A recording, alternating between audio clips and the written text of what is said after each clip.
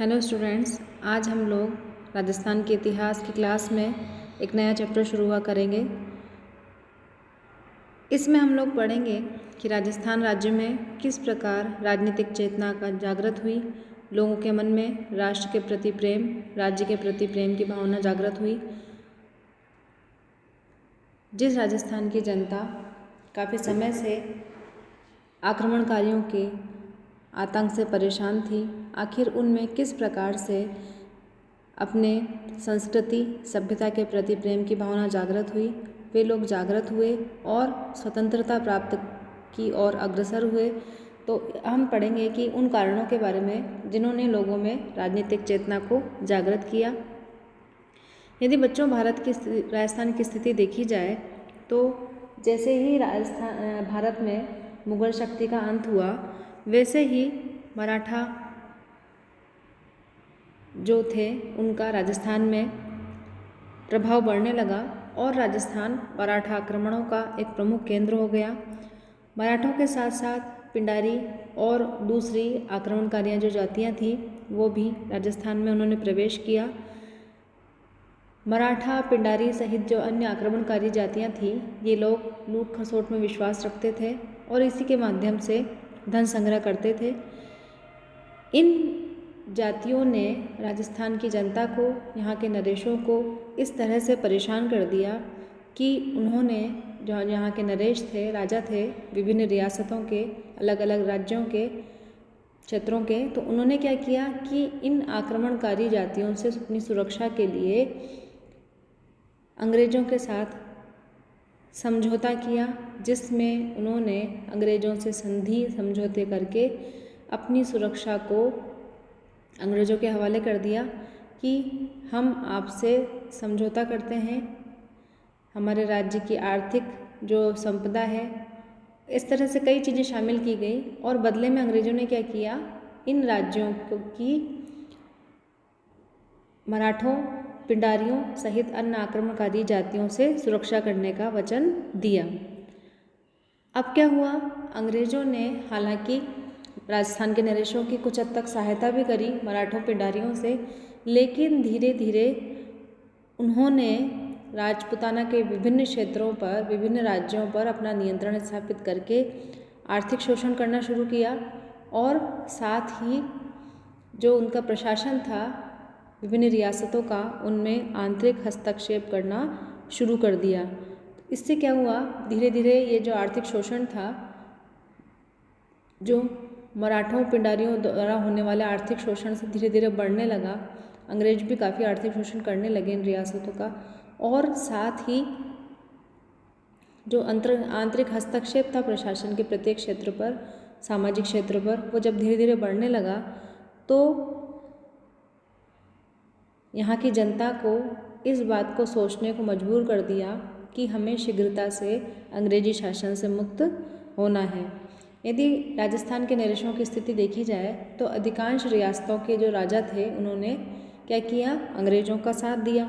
1857 के विप्लव की स्थिति देखें तो उनमें भी अधिकांश राजपूत नरेशों ने अंग्रेज़ों का साथ दिया था, क्योंकि इसके पीछे की मूल स्थिति क्या थी, स्वामी भक्त तो थे वो, लेकिन मूल स्थिति क्या थी कि इस समय तक जो राजस्थान के नरेश थे उनकी आर्थिक स्थिति इतनी अच्छी नहीं थी कि वो सामना कर सकें विद्रोहियों का। इस मजबूरी में वो क्या करें, अंग्रेज़ों के समर्थक और सहायक बने रहे। लेकिन कुछ राजपूत शासक ऐसे थे जिन्होंने अंग्रेजी शासन के विरुद्ध आवाज़ उठाई। 1857 के विप्लव के बाद राजनीतिक माहौल में कुछ परिवर्तन हुआ, लेकिन जब 1885 में भारतीय राष्ट्रीय कांग्रेस की स्थापना हुई अखिल भारतीय स्तर पर, तो उससे भारत के अन्य भागों के साथ साथ राजस्थान में भी राष्ट्रीय चेतना जागृत होने लगी, धीरे धीरे प्रबल होने लगी।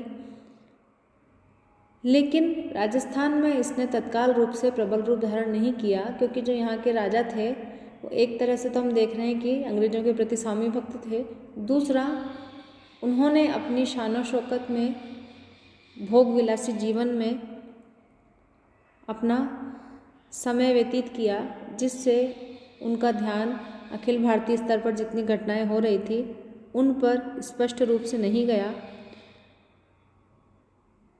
अंग्रेजी प्रशासन ने जो यहाँ के राजाओं को सुरक्षा का आश्वासन दिया था, उससे यहाँ के जो राजा थे वो अपनी सुरक्षा के लिए और प्रजाहितों के प्रति इतने अधिक उदासीन हो गए कि उनको अपने राज्य की सही स्थिति भी पता नहीं थी। 20वीं सदी में ब्रिटिश शासन के अधीन क्या क्या परिवर्तन हो रहे थे, किस तरह से सामाजिक और आर्थिक क्षेत्र में जो अंग्रेज़ थे वो भारत में हस्तक्षेप कर रहे थे, राजस्थान की विभिन्न रियासतों में हस्तक्षेप कर रहे थे, उसके प्रति उन नरेशों में उदासीनता की भावना थी। तो राजस्थान के संदर्भ में हम देखते हैं तो 20वीं सदी का जो चौथा दशक था उसमें राजाओं के अपनी जनता के हितों और संस्कृति के प्रति उदासीन रहते हुए भी यहाँ कुछ ऐसे स्वतंत्रता सेनानी तैयार हुए जिन्होंने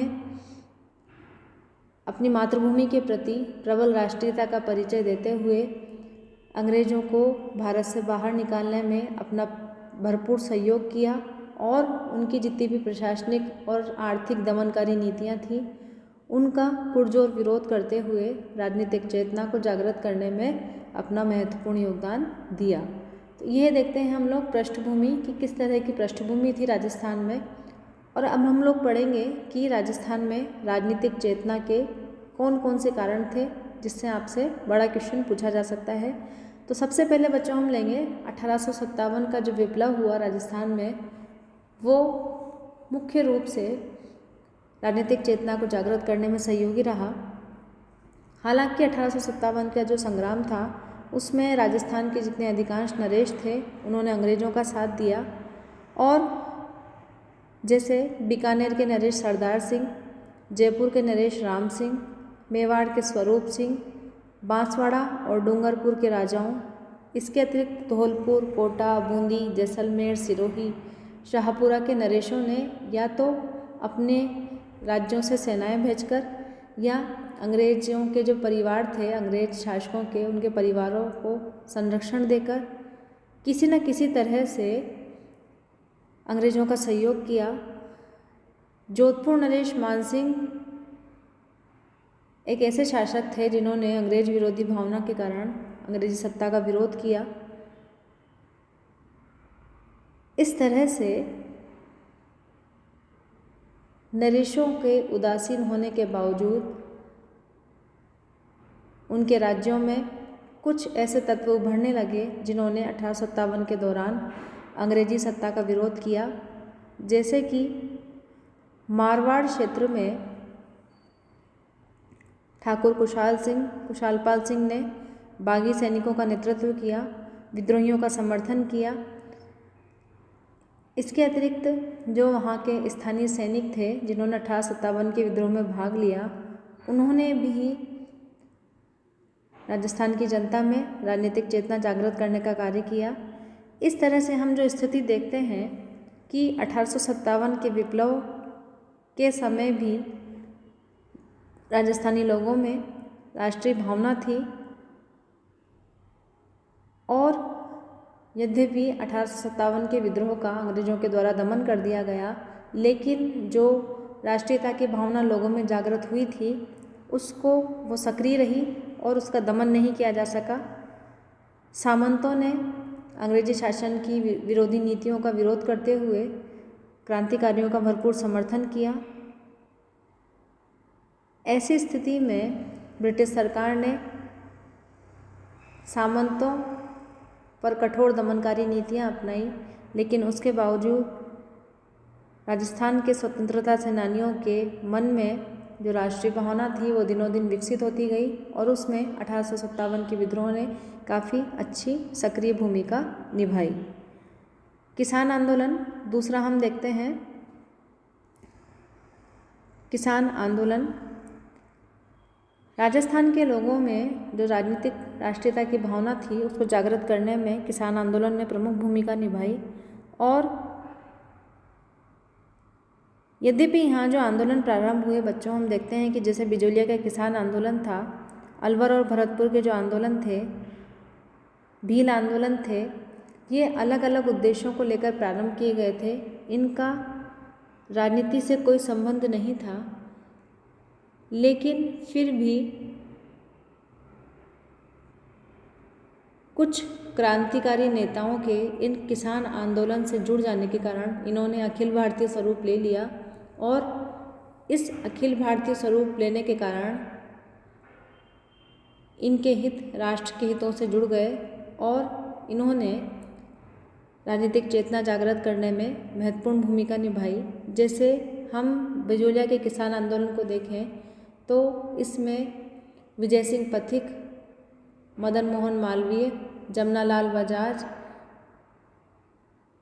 सीताराम जैसे अनेक ऐसे क्रांतिकारी और प्रबुद्ध जन शामिल थे जिन्होंने इस आंदोलन को सफल होने में अपनी सक्रिय भूमिका निभाई और किसानों को अपने हितों के प्रति और आंदोलन के प्रति उनमें नव चेतना का जागरण किया, नव उत्साह का जागरण किया, जिससे उस क्षेत्र की जो जनता थी उनमें भी जन जागृति जागृत हुई और वो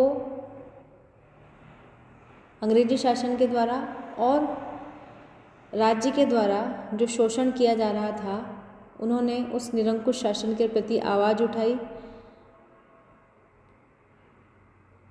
जो उदार विचारों के लोग थे उन्होंने किसानों के प्रति सहानुभूति और सरकार के विरुद्ध आक्रोश व्यक्त किया। इस तरह से हम देखते हैं बच्चों, जो किसान आंदोलन हुए राजस्थान में बिजोलिया, बरड़, शेखावाटी क्षेत्र में और जितने भी किसान आंदोलन हुए उन्होंने शासकों और जागीरदारों के जो निरंकुश शासन था, अंग्रेज़ों की जो नीतियाँ थी उसको चुनौती देते हुए आम जनता में राजनीतिक चेतना जागृत करने में अपनी काफ़ी महत्वपूर्ण भूमिका निभाई। तीसरा पॉइंट है स्वामी दयानंद सरस्वती का राजस्थान में आगमन। राजस्थान की जनता में राजनीतिक जागृत करने में स्वामी दयानंद सरस्वती का विशेष योगदान दिया जाता है। ये धर्म सुधारक होने के साथ साथ भारत में राष्ट्रीयता के अग्रदूत भी थे। इन्होंने ही सर्वप्रथम स्वराज्य शब्द का प्रयोग किया। ये 1861 में राजस्थान में आए और अपने राजस्थान में आगमन के बाद ये राजस्थान के कई शासकों से मिले। 1880 से 1890 के दौरान इन्होंने भरतपुर, चूरू, उदयपुर, जोधपुर, जयपुर, करौली आदि राज्यों की यात्राएं की और वहाँ पर जो के राजा महाराजाओं, सामंतों, जागीरदारों से मिले। इनका काफ़ी स्वागत हुआ और इन्होंने अपनी शिक्षाओं के माध्यम से, अपने लेखों के माध्यम से नरेशों, सामंतों को स्वराज्य, स्वधर्म और स्वदेशी के महत्व को समझाया। इनके द्वारा स्थापित आर्य समाज ने जगह जगह अपनी शाखाएं स्थापित करके राजस्थान के लोगों में काफ़ी जागृति उत्पन्न करी। इनके द्वारा स्थापित विभिन्न संस्थाओं से लोगों को स्वदेशी सामग्री प्राप्त हुई। इनके द्वारा स्थापित परोपकारिणी सभा ने सामाजिक सुधारों के साथ साथ राजस्थान में राष्ट्रीय शिक्षा का प्रचार भी किया। इस तरह से स्वामी दयानंद सरस्वती ने अपने लेखों, अपने विचारों के द्वारा और अपने द्वारा स्थापित विभिन्न संस्थाओं के द्वारा भारत में राजनीतिक राष्ट्रवाद की आधारशिला रखी और धीरे धीरे आगे चलकर यह राष्ट्रवाद का सिद्धांत राजस्थान की राजनीतिक चेतना का एक मूल कारण बनकर सामने आया। अगला पॉइंट है अंग्रेजी शिक्षा का प्रसार। भारत के अन्य क्षेत्रों की तरह ही 20वीं सदी के आरंभ में राजस्थान में शिक्षा का प्रकाश आरंभ हो गया था। नगरों में कॉलेजों और स्कूलों की स्थापना हुई और इसके साथ ही राजस्थान में आंग्ल भाषा का जो अध्यापन था वो शुरू हुआ। हमने देखा कि जो राजस्थान के अधिकांश शासक थे उन्होंने अंग्रेज़ों की नीतियों का, अंग्रेजी शासन का समर्थन किया। ऐसे में यहाँ राजस्थान में शीघ्र ही अंग्रेजी भाषा में शिक्षण कार्य प्रारंभ हुआ। इस शिक्षण कार्य के प्रारंभ होने का सकारात्मक परिणाम देखे बच्चों तो उसमें क्या था कि आंग्ल भाषा के प्रचलन से एक प्रभाव क्या हुआ इसका, आंग्ल भाषा के प्रचलन से भारत के जो अन्य राज्य के लोग थे, जो अन्य देशों की संस्कृतियाँ थीं और विदेशी लोगों के जो विचार थे उनसे यहाँ के लोग परिचित हुए। देश विदेश के विचारों के संपर्क में आने से, विभिन्न लोगों के मिलने से लोगों में राजनीतिक विचार उत्पन्न हुए और राजस्थानी लोगों को पता चला कि किस तरह की घटनाएं घटित हो रही हैं, किस तरह के विचार प्रचलित हैं और इन विचारों ने जो युवा वर्ग था, जो शिक्षित वर्ग था, उसमें राजनीतिक जागृति पैदा करने में महत्वपूर्ण भूमिका निभाई। इस समय तक राजस्थान में स्थिति यह थी कि जो उच्च पद थे, सरकारी राजकीय पद थे, उन पर अधिकांशतः राज परिवार में या राजनीतिक संबंधों के आधार पर नियुक्तियां की जाती थी। ऐसी स्थिति में शिक्षित वर्ग ने इनका पुरजोर विरोध किया और अंग्रेजी प्रशासन की कटु आलोचना करी, क्योंकि उनकी मांग थी कि योग्यता और समानता के आधार पर उच्च पदों पर नियुक्तियां की जाए, ना कि राजनीतिक और पारिवारिक संबंधों के आधार पर।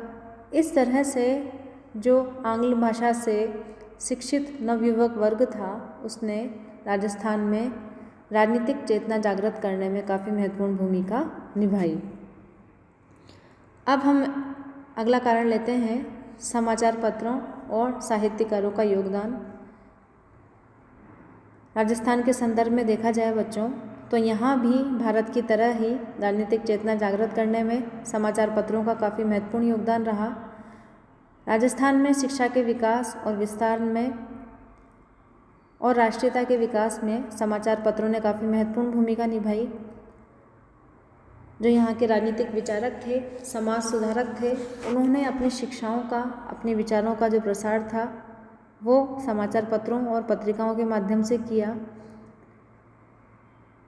राजस्थान की स्थिति देखी जाए तो पत्र पत्रिकाओं के प्रकाशन में, समाचार पत्रों के प्रकाशन में अजमेर केंद्र स्थल था।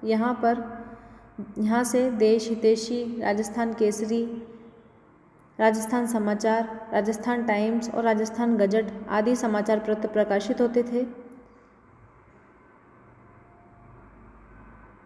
इन समाचार पत्रों के माध्यम से यहाँ की स्थानीय जनता ब्रिटिश सरकार की प्रशासनिक नीतियों, यहाँ का शिक्षित वर्ग जो था वो ब्रिटिश सरकार की दोषपूर्ण शासन प्रणाली से और भारतीयों पर किए जा रहे अंग्रेज़ों के अत्याचारों से परिचित हुआ। राजस्थान के सरकार की जो राजस्थान के जो नरेश थे उनकी जो नीतियाँ थी वो भी जनता के सामने आने लगे। 20वीं सदी में राजस्थान के नेताओं द्वारा जो प्रकाशित समाचार पत्र थे उन्होंने राष्ट्रीयता की ओर प्रबल रुख अपनाते हुए लोगों में जागृति उत्पन्न की। जयनारायण व्यास द्वारा प्रकाशित राजस्थान हेरोल्ड ने राष्ट्रीयता के प्रसार में अपनी महत्वपूर्ण भूमिका निभाई। इनके माध्यम से क्या हुआ कि न केवल लोगों को ब्रिटिश सरकार की शोषण और अत्याचारपूर्ण नीति की जानकारी मिली, बल्कि जो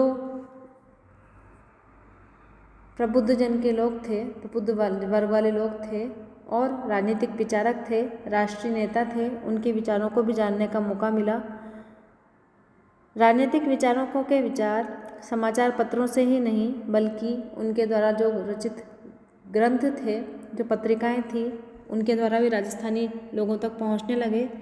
केसरी सिंह भारत द्वारा रचित चेतावनीरा चुंगटिया एक सूत्र था जिसने भारतीय जागृति और एकता उत्पन्न करने में अपनी महत्वपूर्ण भूमिका निभाई।